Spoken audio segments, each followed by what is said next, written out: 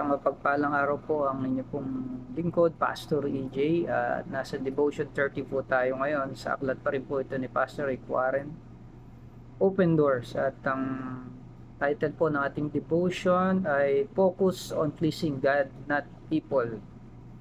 Ang ating pong verse sa 1 Thessalonians chapter 2 verse 4. Our purpose is to please God, not people. He alone examines the motives of our hearts. Tayo po'y pinagpala ng salita ng Diyos.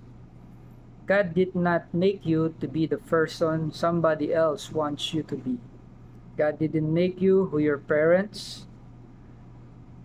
want you to be, who your girlfriend or boyfriend wants you to be, who your spouse wants you to be, or who your boss or your friends want you to be. God made you to be you. Kaya ito po yung ating pag-aaral. Focus on pleasing God, not people. Ang Diyos po, ang gusto niya raw po ay paano niya tayo nilikha ay dapat ganun po tayo. Hindi dapat nababatay ang ating pagkatao dahil sa ating kapwa na ang gusto nila ay baguhin tayo sa kung ano po ang gusto nila. He has planned for your life and it's perfect plan. If you're going to become all you can be, you have to refuse to be defined by others. So, may plano ng Diyos at perfect plan po ng Panginoon. Hindi po yung ating kapwa ang dapat ay dominate sa ating pagkatao. Kaya huwag tayong papayag po ng ibang tao ang siyang magbibigay ng kahulugan sa ating pagkatao. Dapat ang Diyos lang. Moses had an identity crisis. He was born a Hebrew slave but raised as an Egyptian royalty, a grandson of Pharaoh. When he grew up, he faced two options. He could pretend to be Pharaoh's grandson and live a life of luxury, fame, and power, or he could admit to be who he really was, a Jew, and live a life of pain and drudgery as a slave. So, ang example po dito sa ating devotion, itong si Moses, meron po siyang identity crisis at ang identity crisis niya po ay dahil siya ay lumaki sa hari ng mga Egyptians kay Pharaoh, ay kung mabubuhay siya na parang isang Egyptian. At pangalawa, kung pipiliin niya naman na maging yung talagang totoong lahi niya na Hudyo, ay mabubuhay siya na isang alipin at paghihirap yung kanyang mararanasan. So, ano yung kanyang pipiliin? Maraming tao po ang may identity crisis na hindi nila alam kung ano ang talagang pagkatao po nila. Kaya nagpe-pretend sila na ibang tao. Pero ang pinili po ni Moses ay yung kung ano yung pagkalikha sa kanya ng Diyos. Moses insisted on being who God made him to be despite all kinds of peer pressure. Yan po ang problema natin, lalo na po sa mga kabataan, yung peer pressure.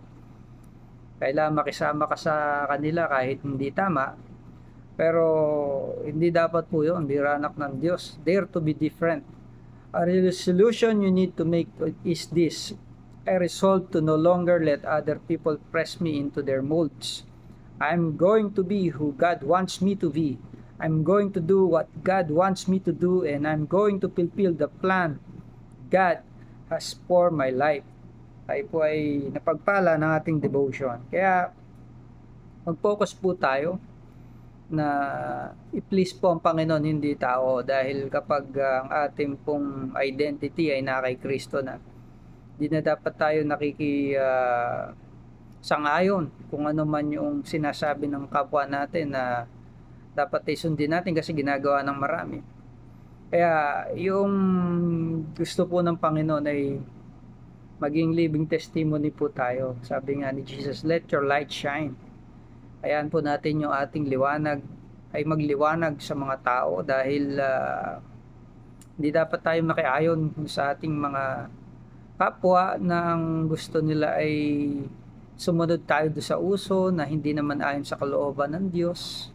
At hindi tayo magiging focus doon sa pagkatawag sa atin ng Panginoon. Kaya ang tanong po ay maninindigan po ba tayo doon sa pagkatawag ng Diyos sa atin na mabuhay ayon sa pagkatawag sa atin ng Panginoon, o makikigsang ayon tayo sa takbo ng sanlibutan na ating kinagagalawan dito po sa ating daigdig. Kaya challenge po ito, hindi lang po sa lahat po ito, hindi lang sa pangkaraniwang Christian, kundi sa mga leader ng church. Kasi minsan ay nako-compromise po natin yung pagiging Christian natin. Sa pagsang-ayon, halimbawa, napaka-politika ng isang kinabibilangan po nating iglesia na kailangan ay makisang-ayon po tayo doon. Kapag hindi tayo nakisama sa kanila, sa grupo ng mga, halimbawa, yung grupo nila, ay kaaway tayo, naranasan ko po yan. Hindi ka good sa kanila, bad ka rin sa kanila.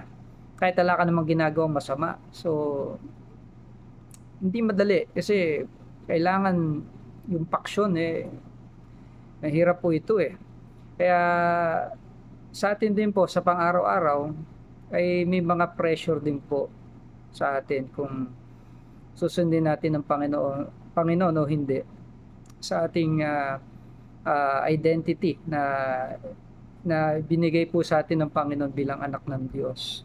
Huwag nating sana hindi po tayo maimpluwensyahan yung mga, lalo na po yung mga kabataan, yung mga napapanood nila sa TV, mga sikat na artista dahil ginagawa nila, identity nila, hindi naman dapat ganun, ganun yung kanilang pinapalabas. Lalaki sila, nagiging babae, babae, nagiging lalaki. Kaya nga po, nagkaroon ng problema sa Sodom at Gomorrah.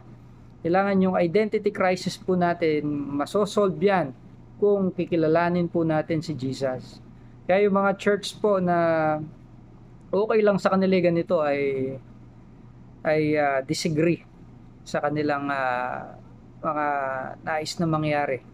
Kaya pag-pray din po natin yung ating mga leader na maliwanagan po sila, na sana po ay panindigan po natin na i-please ang Diyos, hindi ang tao. Kasi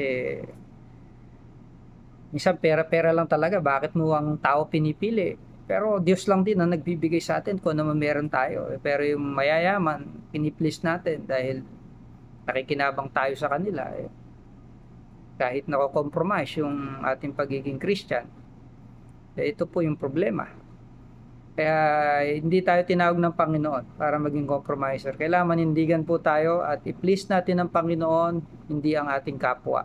At kapag na-please po natin ng Diyos, whether we like it or not, ay susunod na lang po na kung sino talaga yung kampi sa atin doon sa katotohanan, sasama po sa atin. Kung hindi talaga kasang-ayon po natin tungkol sa pag-please din sa Panginoon, ay wala po tayong magagawa ron. Kaya sabi nga, we cannot please everyone or everybody, but we can please God. At kapag na-please mo ang Diyos, ay bahala siyang magbigay sa iyo ng mga tao na totoong magmamahal sa iyo at totoong magiging tunay mong kaibigan at makakasama sa ministry. Kaya pagpalain po tayo ng Panginoon. Amen.